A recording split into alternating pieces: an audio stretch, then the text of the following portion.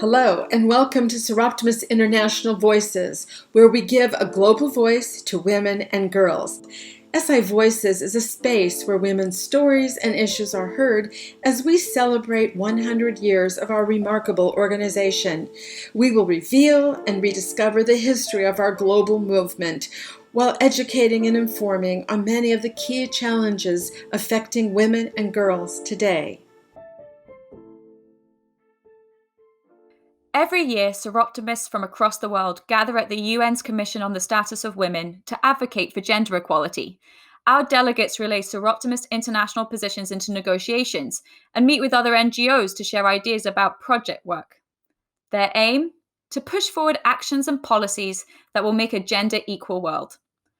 I'm Francesca Fletcher Williams, Soroptimist International's Global Policy Coordinator, and in this SI Voices podcast, I'm excited to meet with SIUN representative Bette Levy, who has been attending the Commission on the Status of Women, known as CSW, since 2012.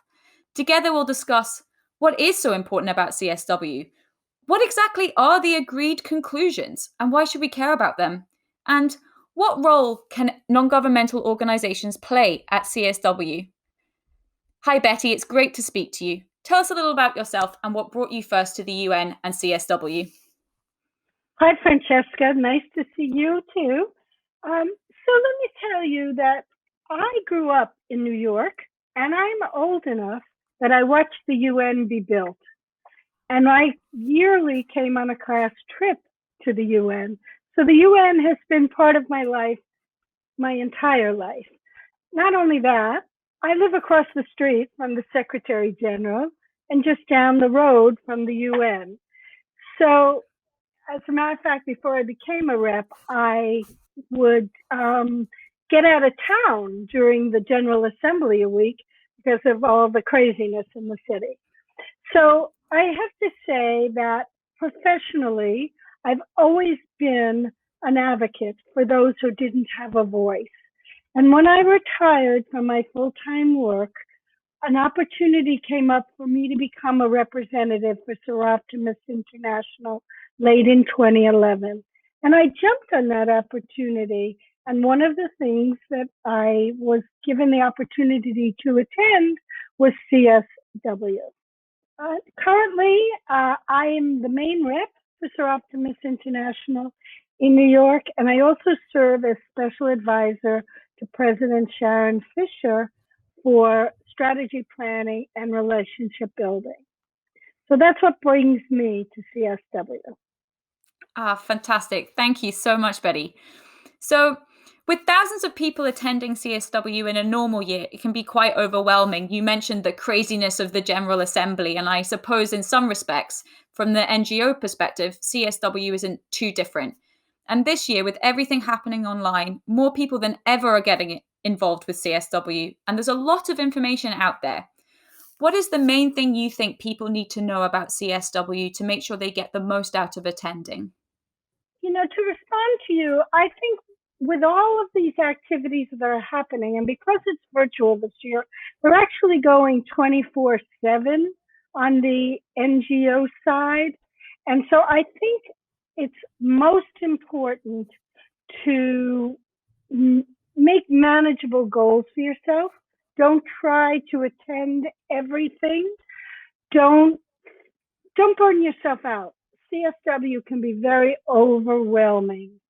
So I think that's really the most important thing to say. I think also that people are very overwhelmed with that there's official meetings, there's official side events, there's parallel events, and which should I do? So I always suggest to people who are coming for the first time, set a goal for yourself. What do you want to achieve in CSW? Why are you coming? What is the most important thing to you? And there's no right or wrong goal. If your reason is to come because you want to network and connect with people in other NGOs or even in Soroptimist in other parts of the world, that's fine. If your goal is to learn from other organizations, that's fine. Parallel events then are the way to go. If you want to be involved with the formal process and understand why there's a CSW, then it's a totally different route. So for example, myself this year, my priority and my primary focus is only on the negotiations. I have gone to very few side events. I'm either listening at official meetings or I am following what's going on in the negotiations and working behind the scenes with other NGOs to find language that will help the member states get our points across.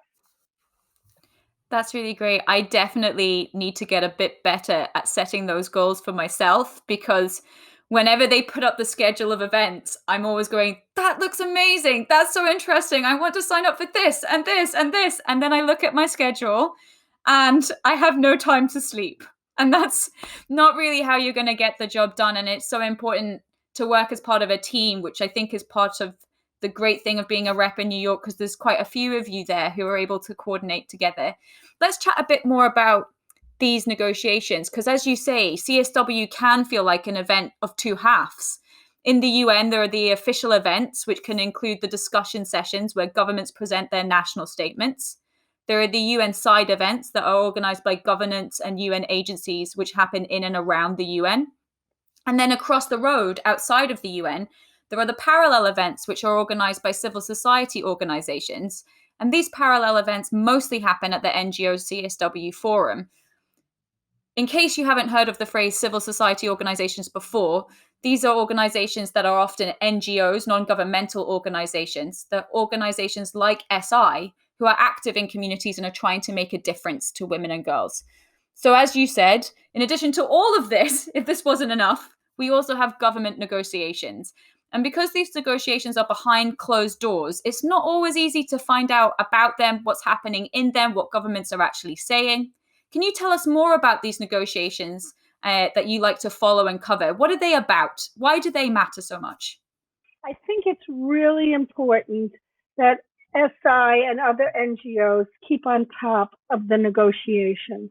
Now, that doesn't mean that under a normal year, we have usually around 100 SI people coming to New York. It doesn't mean all 100 have to do that, but we should have a team that's prepared and part of various different groups that they can work with member states who are like-minded to us, or so that we can get the language that's important to us.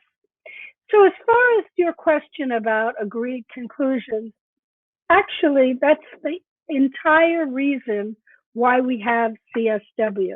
I know that's hard to believe for most of you who have been there, but these best practices and all of that have nothing to do with governing. And CSW, like everything else that happens at the UN, is an intergovernmental process. And it's for governments to be able to make commitments or agree to or bring back to their national capitals so that laws can be created to protect the rights of citizens, all citizens across the world. And without these agreed conclusions, that can't happen. So that's why they are so important and so significant. It also is important for us as an organization, or as citizens, to be able to know what our countries have committed to, so that we can hold them accountable when we're working with local, national, or regional governments, to improve life for citizens around the world. So I can't say it strong enough how important the agreed conclusions are. And that's why, like right now, they're going rather poorly. We only have 16 paragraphs out of the whole 50 pages that have been agreed to by all member states. Monday is officially a UN holiday, but the negotiations are going so slowly that all of those negotiating have agreed to, in spite of the holiday, meet from 10 o'clock in the morning till 11 at the earliest on Monday. So Just think about that. And that's quite extraordinary. In a previous life, I used to work for a member state at the UN, and I know what it means for them to take that decision to extend negotiations that way into holidays. It's very difficult for them to get people to agree to that. So I completely understand what you're saying about how important that is, that we need to take that as a idea of how things are going at the moment. So if the main purpose of CSW is to create this outcome document, which is also called the Agreed Conclusions, and it's so important to try and relay this information back down to the grassroots and some of that project work that SI is so involved in, how can people get involved in ensuring that it says what SI wants it to? Well, I think that's a misnomer. I think that we as one organization, as doesn't matter how large we are, cannot influence on our own. You have to remember that there are people coming at member states from many different positions, that seem reasonable to them, but may not seem reasonable to us. So it is in our best interest to, number one, that our members who are serious about this, that they be well prepared. That as soon as the SG's report comes out, which is usually January sometime, late December, January, that's the Secretary General. And this report is put together by UN women and the gender people in the Secretary General's office. That you read it, you get familiar with it, you become familiar with UN Women's website, because they will have reports from the expert groups. They will, as soon as it's ready, post the zero draft. The zero draft is the only open draft of the language. From then on, once we get past the zero draft, it's closed only to member states. So it will not be posted anywhere. So you need to get familiar. It's really important that SI start working on those priorities, like as soon as this CSW is over almost. We know what the themes are for the next few years. There's no reason why we can't start compiling our research. We can't be building advocacy teams. I also think that we need to, besides, as I started to say, start preparing as soon as one CSW is over, because we do know what the themes are for the next 2 years. The way all these processes work at the UN, there's a resolution called the Methods of Work, and in those Methods of Work, they decide the themes for the next few years. Of course, we never expected the pandemic, so we didn't know we wouldn't have the Beijing Plus 25 review, and they are slipping in as much as possible this year the impact that COVID-19 has had on it. But under normal circumstances, we do know what those themes are going to be. We can develop work groups that work on statements and what are our priorities for SI, and that is the way that we can then work with like-minded other NGOs, caucuses, work groups, whatever is out there, to see how our message aligns with theirs, where just as we're asking governments to compromise, NGOs need to learn how to compromise also. We need to know what our red lines are, that we won't go less than that, but we also need to know how to prioritize our give and takes. So that's an important thing we need to do. And by the time we get to CSW, it's way too late. They started negotiating in early February. So once the SG's report and the zero draft was out, they were negotiating. So that was the best opportunity for civil society to get language in. At this point, new language isn't coming in. They're just playing around with wordsmithing. They're just trying to, the countries that are pushing back against more progressive language are trying to go back to language that's more regressive. the progressive countries are trying to bring in more recent agreed conclusions. So it's really too late for us. That's why we have to start working on this much sooner. Also, we're very lucky. We have a number of members who are actually part of government delegations.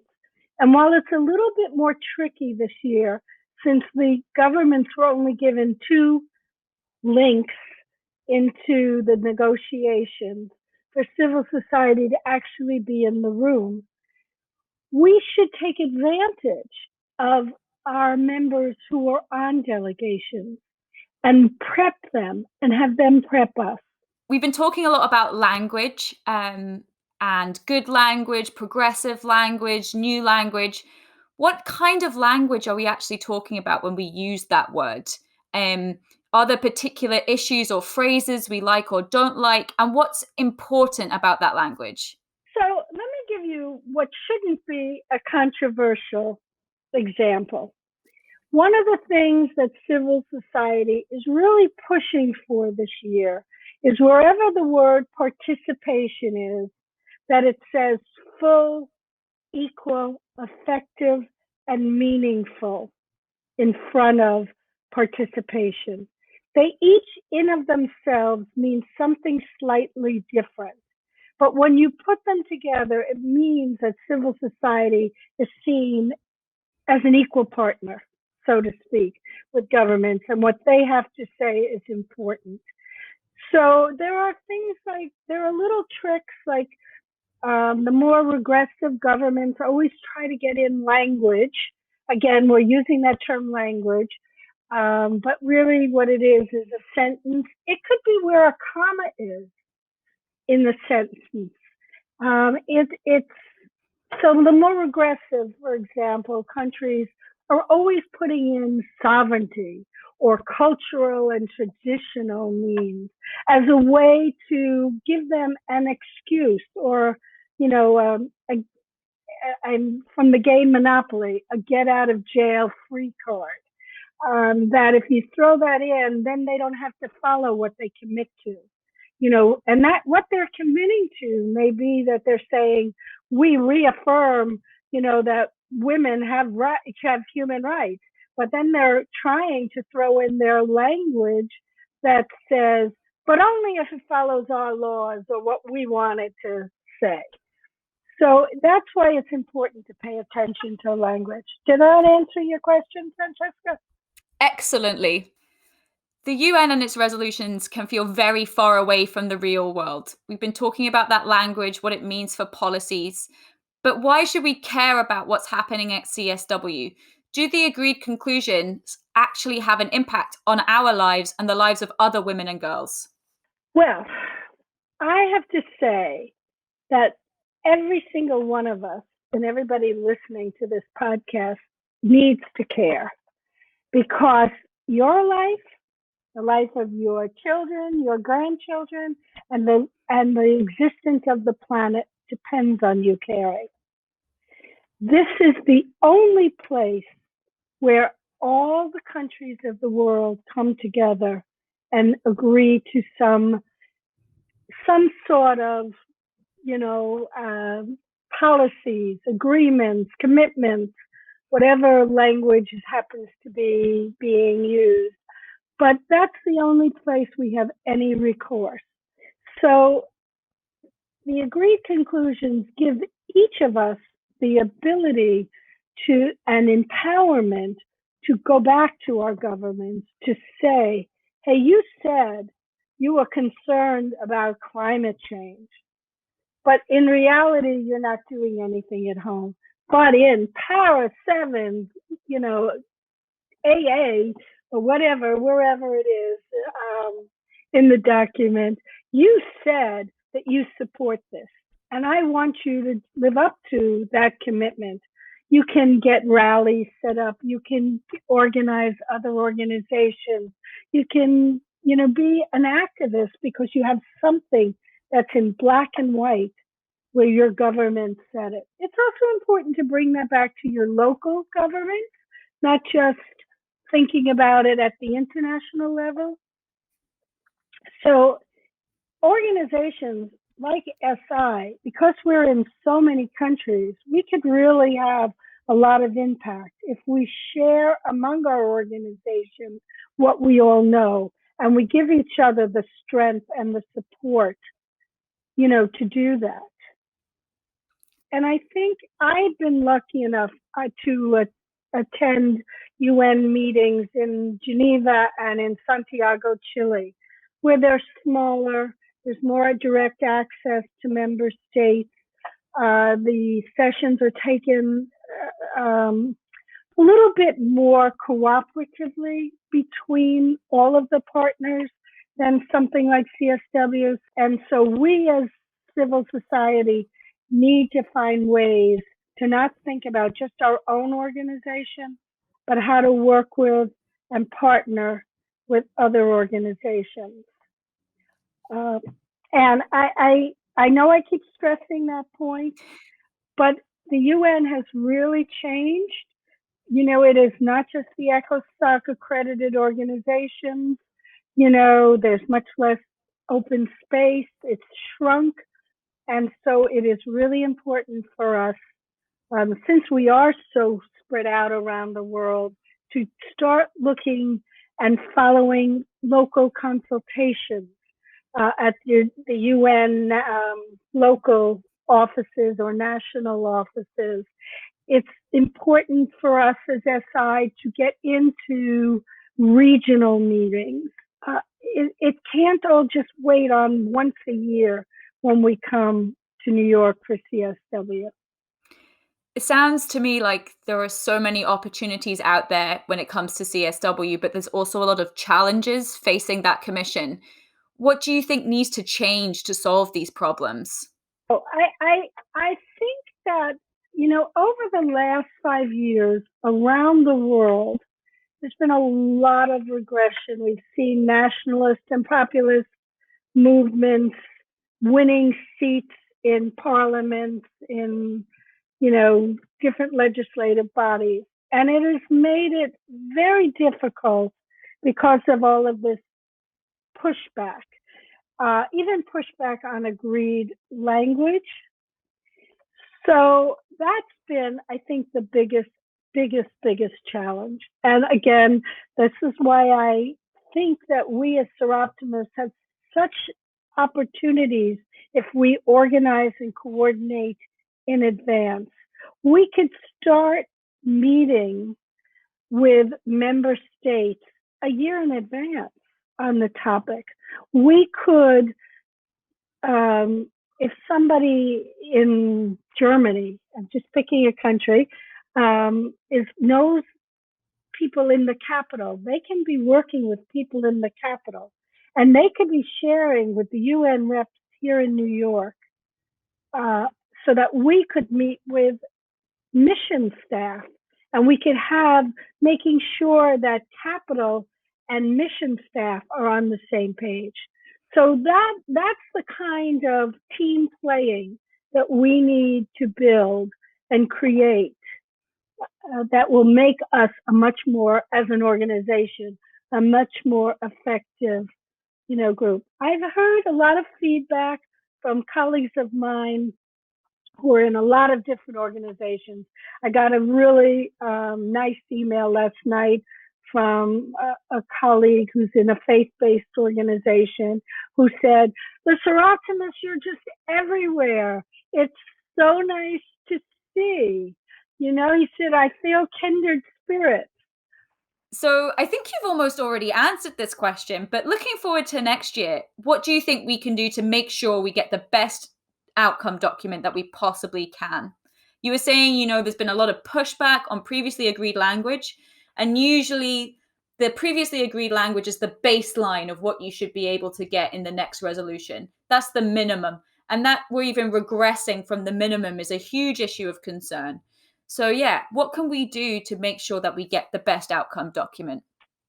What's been unique this year is that the more regressive states are also now saying things like, we shouldn't have human rights Council resolutions be part of CSW. We shouldn't have things that happen in the Security Council be part of CSW. Only agreed conclusions from CSW. Again, that's to make it a much less strong document, a much less effective document, and to very, very much narrow it down. So I don't really have much more to add. Than to say that partnering, that team playing with people at your local level is important, national level, and getting involved with regional, working with the UN reps. Now, we're focusing on CSW. That's why I'm talking about the team of UN reps in New York, since CSW is based in New York. But we have reps at 6 other duty stations who you could also partner with on other issues that are important in your area, in your region. And all of these other regional and local and consultations eventually feed into CSW. So don't think it doesn't get there. You know, that's why it's really important to do that. But I think us trying to be more strategic in our way of thinking and taking advantage of being in more than 120 countries and more than 70,000 strong, as well as that we have a very strong team of UN reps. I think we're up to 24 now, trying to plan the strategy of how we can work together. Thank you very much for that indeed. I still find it absolutely shocking that the idea of universal human rights for women and girls is somehow a controversial idea that doesn't have support from everybody. That what is it which means we don't deserve what men and boys have? It's crazy to me, but yet here we are, and we're still discussing this issue in 2021. So to conclude our discussion, is there anything else that you'd like to add to our conversation on CSW? Any takeaways that you would like to leave our listeners with today? I hope that people will get from this podcast, the takeaway would be that it's important to get involved, to engage, to work together with other NGOs, and certainly to work with your UN reps. Fantastic. Certainly together, Soroptimists can be a powerful movement for change. I think that's been very clear. Thank you very much, Bette. It's been great speaking with you today. I know that you'll have many more CSW stories to tell, and I hope that next year we'll be able to meet in person again in New York at the 66th session of CSW. You've been listening to SI Voices, a podcast hosted by Soroptimist International. Follow us on social media for our latest news and updates at Soroptimist Global on Facebook and Instagram, and at SoroptiTweet on Twitter. You can also check out our website, soroptimistinternational.org. Please join us next time on SI Voices.